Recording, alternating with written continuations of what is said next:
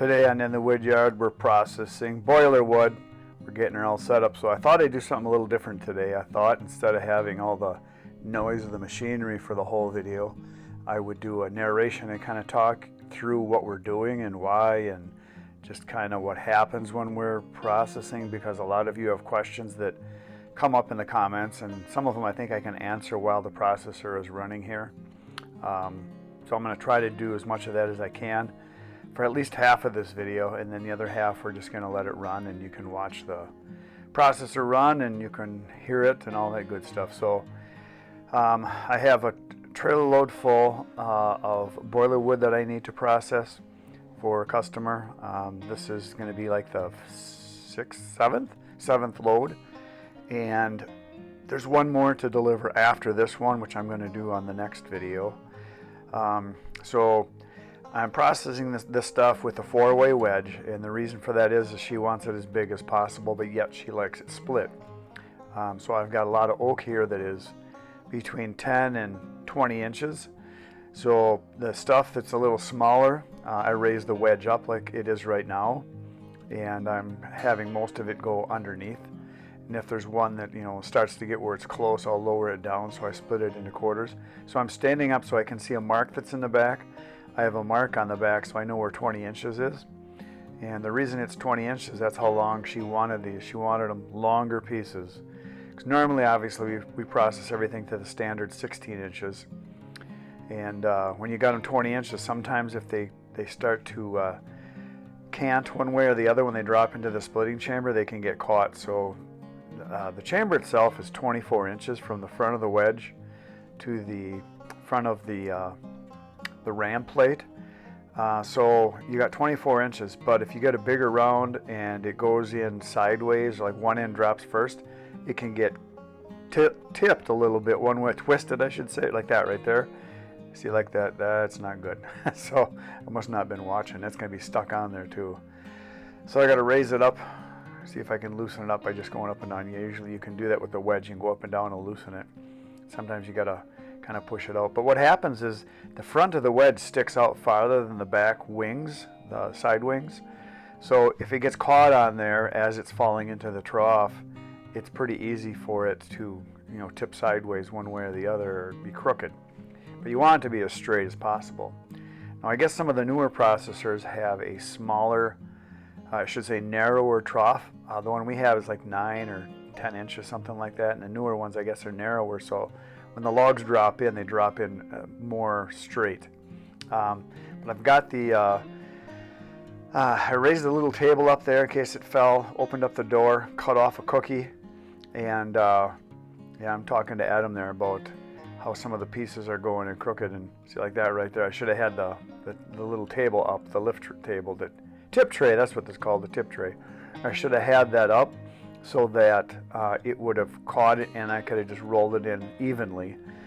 But I don't do it that often that it's a problem, so I guess I kind of forgot about it. So here I'm just advancing the logs on the live deck out there, and then the feed trough, the intake feed, and then cutting. And now when we started, we thought the chain was just fine, because I looked at it and I thought it looked fine. And the thing that a lot of people ask about, you know, how often do you sharpen the chain? It's not very often. It's a 404 chain, so it's really hard steel, and it keeps it sharpening pretty good for quite a while. With the sharpening that we had on there, I've probably already processed, boy, I would say like about 3/4 of a semi-load, so 8, maybe 9 full cords, something like that. And it would seem to be cutting okay, but then I got into some really dry, heavier, you know, bigger logs that were white oak, and because of that, it really had a hard time. It was chattering, the chain and bar were bouncing up and down, and it wasn't cutting very good. So I checked that out later, and then we do sharpen it later in the video. You're going to see that. So a lot of people ask me, like, well, how come you aren't dropping a log and advancing it in the trough while you're cutting and while you got the ram running? It's because there's 9 levers. They each do 4 things, and I have 2 hands. You can't do everything all at once. And if you want things to run smoothly, slow is faster. If you try to ram stuff through really fast and just crank it out as fast as you can go, that's when stuff jams on you and then you create problems. And I hadn't run the processor in a while here, so, and Adam's just clearing it out there because he's loading the live deck for me. It's always nice to have a second person because they can load the live deck, keep things cleaned up, keep things, you know, running well, tell you if there's an issue, because you're concentrating just on what you're cutting out front a lot of the time. And with these logs, obviously you want to get them as close as possible to what the customer wants, because this is a custom cut for us. And I tried to time this out, I tried to set it up so that when I was cutting I wouldn't have any waste. I tried to have it so all the logs would be, all the rounds would be full pieces from the log, so there was no cookies. But that's not possible because the logs are never all cut the same. You get some logs that are what they're supposed to be, 100 inches. You get some logs that are 95 inches. You get some logs that are 102, 104. You get some crooked ones in there that are probably longer yet because they're crooked. They're lengthwise, if you measure them in a straight line, they're fine, but if they're real crooked, they can actually be longer. So it's almost impossible to not have cookies, even if you got it planned out. Now, what I would do sometimes when I get to the end of the log is I would look at it and think, okay, it's going to be like 18 inches, close enough, because this lady wanted it like 20 inches for her order. So 18 inches wasn't a big deal. I would still run it through. If it was a 16, I would kick it out. And then there's some that were like, I'd get to the very end of the log, it would be 21 or 22 inches. Instead of cutting that little bit off, I would try to drop it into the trough and then just split it, because she said she was fine with anything that was, well, that right there, I just cut off a really nasty looking chunk. There was like a big knot in it, and we found that the easiest thing to do if you get a big crotch knotty thing, just cut it out, chuck it out, and then deal with it later. We can cut it up with a chainsaw and then rip it if we have to, because it's a lot of times they just jam stuff up, and they just, when they go through the ram and the wedge, they just get all, they go sideways, and so they get all mashed up, and sometimes it's better just to cut it out of there and get rid of it. So back to the inches of the logs.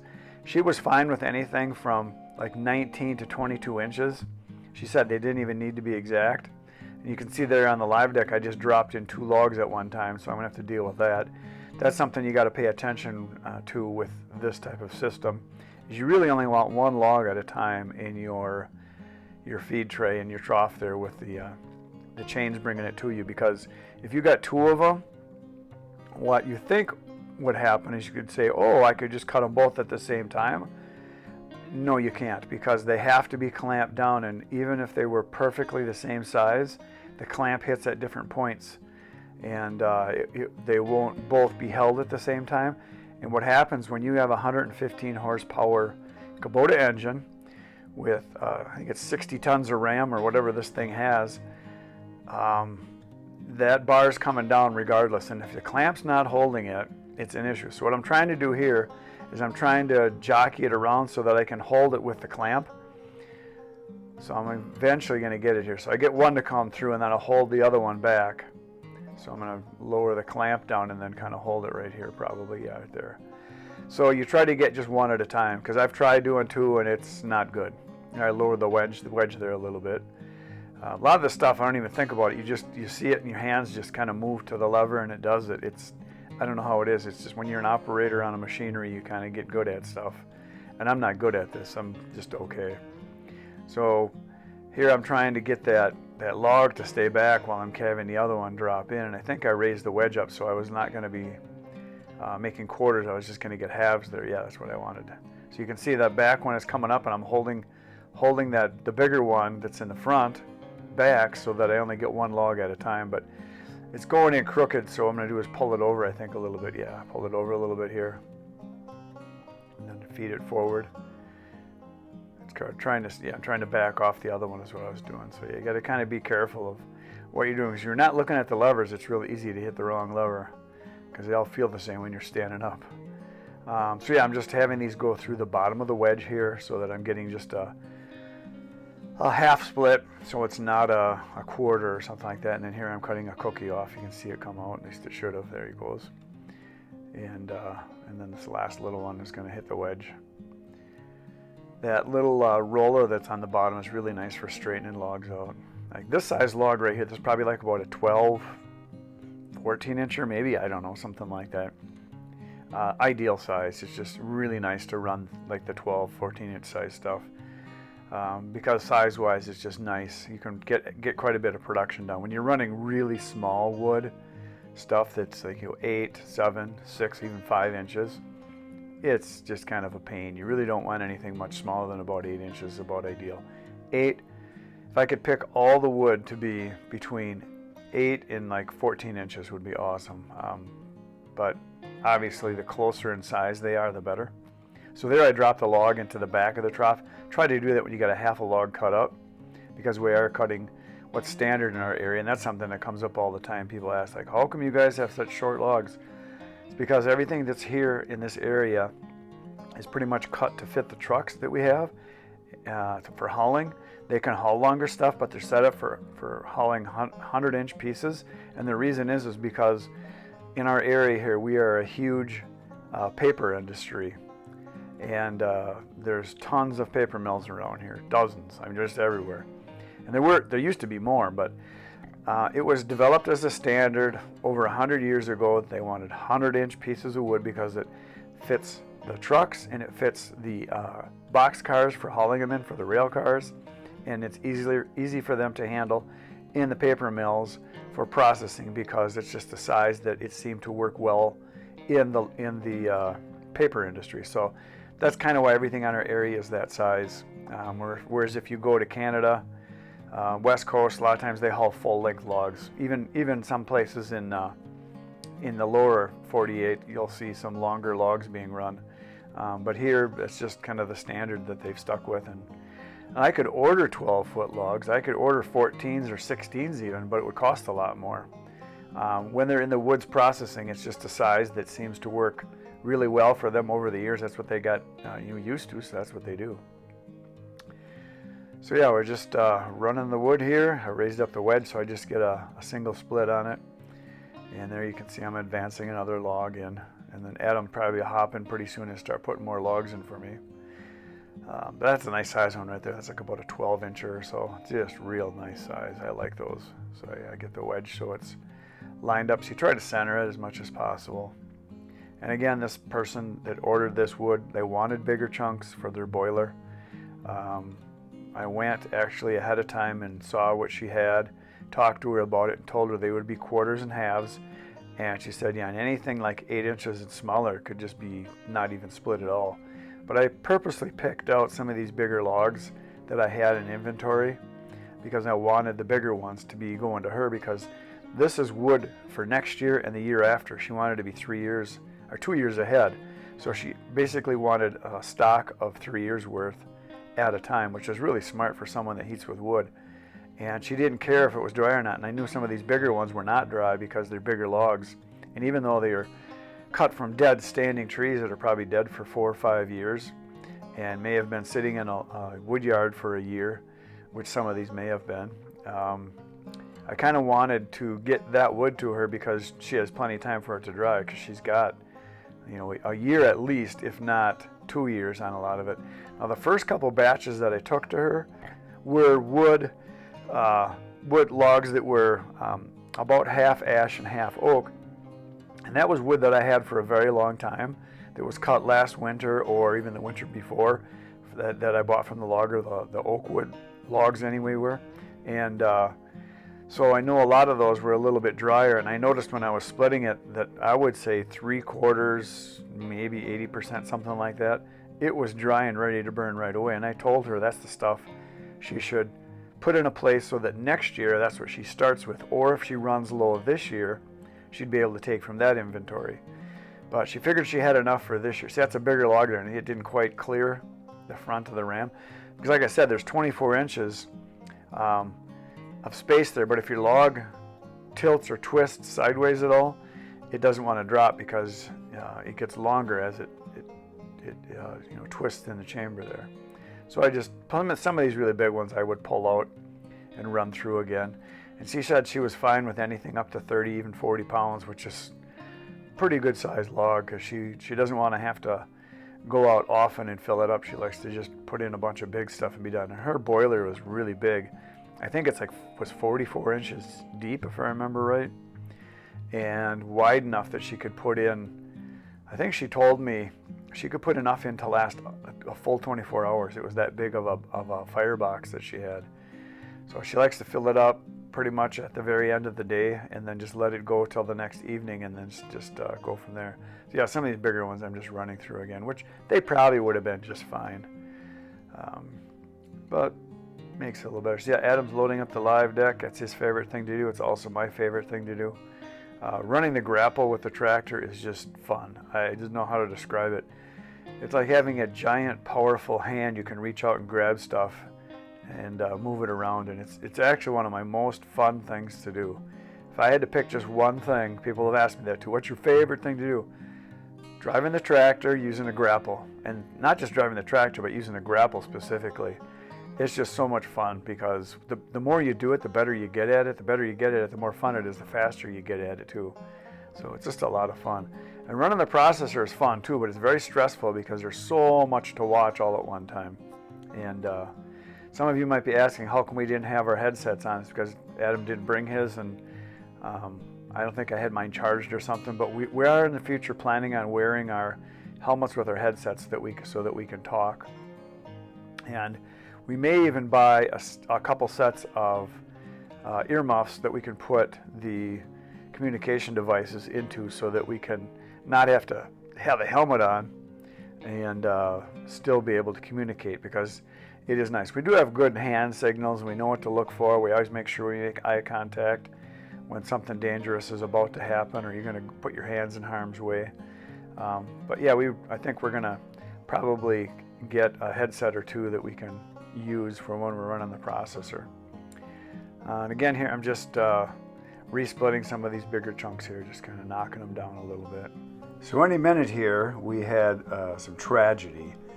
One of the pieces of wood somehow got caught underneath, a little sliver somehow underneath the actual elevator going up, and it caused the chain on one side to get thrown off the gear. And what happened is then both sides weren't lined up correctly.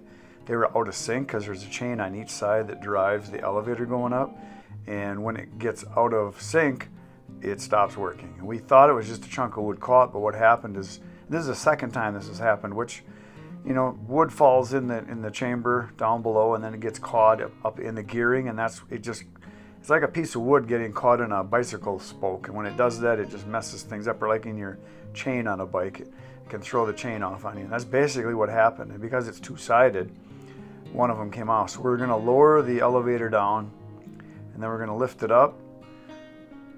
Oh yeah, we had to pull the levers there, so Adam's kind of making sure everything's going down right here because we got stuff the rake was in, that's what it was. There was tools we didn't want to smash. So I'm going to lower it down. The support legs, we flip those in, and then I'm going to raise this up even farther once we pull the lever locks that locks the joint there. I don't know what they're called, but I call them the levers for locking the joint, which is kind of what it is. Then Adam's going to clean some stuff out here, and then we're going to raise it up.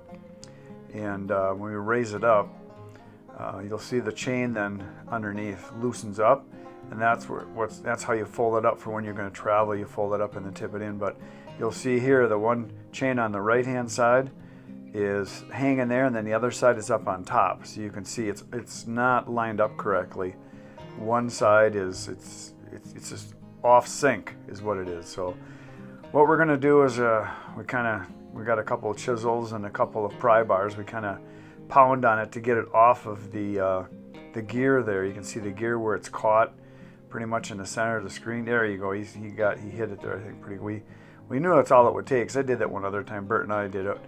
So we knew what had to be done. We got it all synchronized and got them in the same slot. So then we're going to slide it back out and set it back up and then run the trailer back underneath and everything. So here I'm just lifting it, rolling it back out.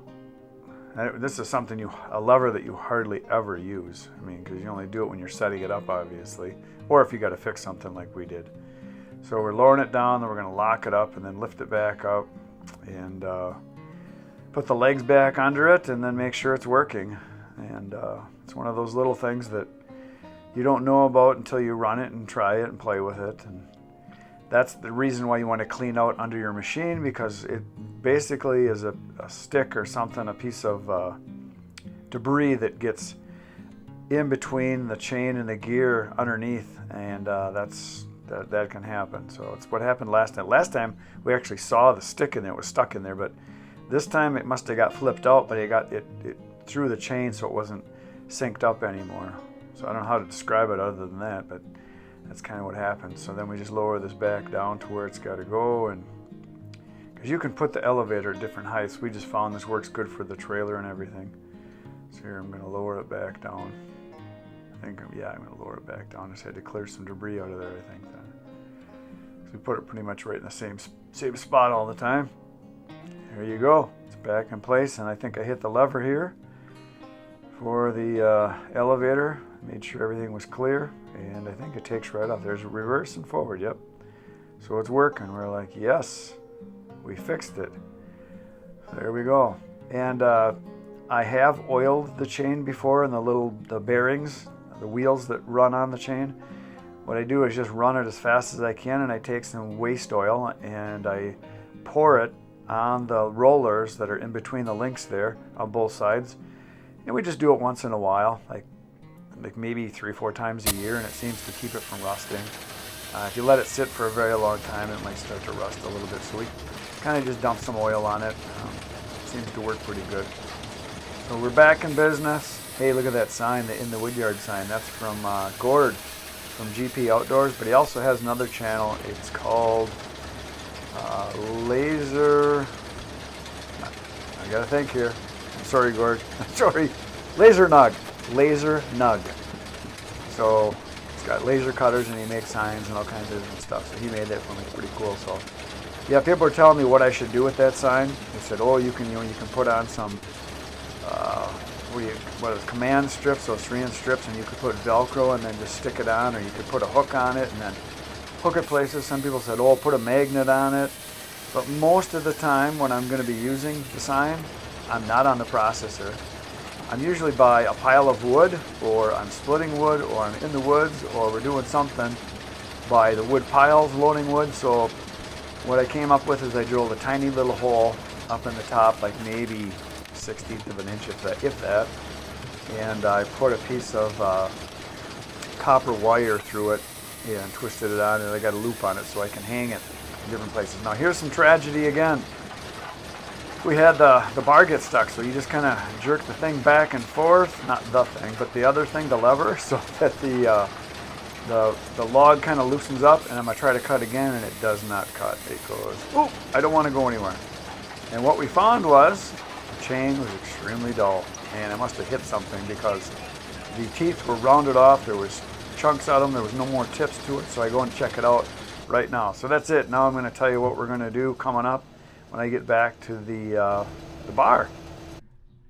So we're cutting some big stuff, and we had some dry white oak, probably 20 inches, and the saw was just chattering. So we slowed down the bar speed, which helped, but the chain is dull. It needed sharpening. I thought it was okay, but apparently I don't know much, which is normal. Okay, now you can come right up in here.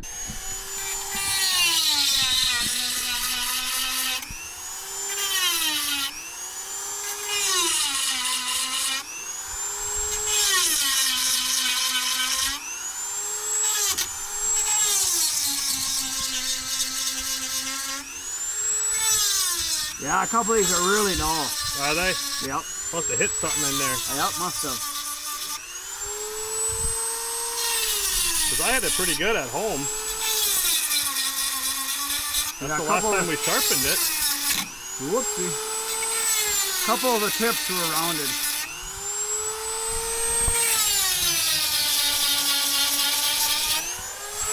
Yeah, and the outside edges are pretty rounded too. The cup on the outside is rounded. Yep.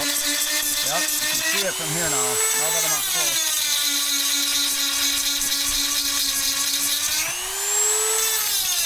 Yep, this one's all jagged and cupped. It must have hit a couple bad things. A couple naughty spots. Yeah, this one, no.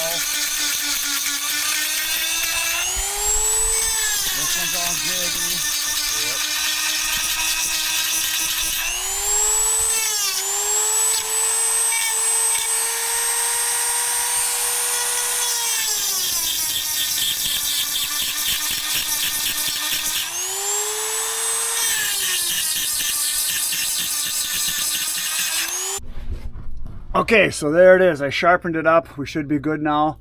And there's a lot of teeth on there. I think it's like, if I remember right, it's like 90 or something like that. I don't know. It's a bunch. But it's sharp. It's good to go. I'm going to start her up and see what happens.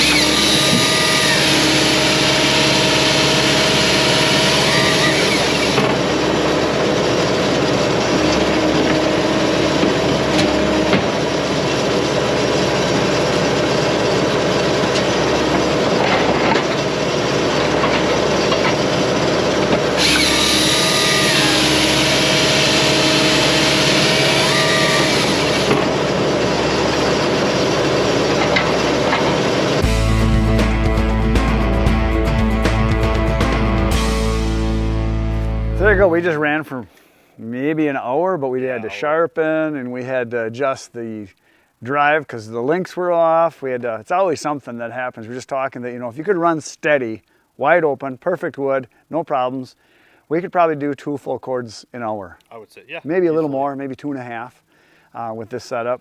But there's always stuff that happens, like the sharpening we had to do, and then we had the link get off of the gear, so we had to pry that back around and get it on, and there's always stuff that happens, but regardless, we got it done. Now, when the chattering was happening, I noticed it was white oak, and it was dry white oak, and there were some 20 inches there, and it just didn't. We tried to slow the bar speed down, which helped, but still, it needed to be sharpened. And I went and I looked, and it looked sharp, but you feel it, and it wasn't sharp. Yeah, it looks good, but yeah, you got to feel it, because if you do that cat claw where you digs into your skin, you know it's sharp. I could run my hand all over on it, and it wasn't.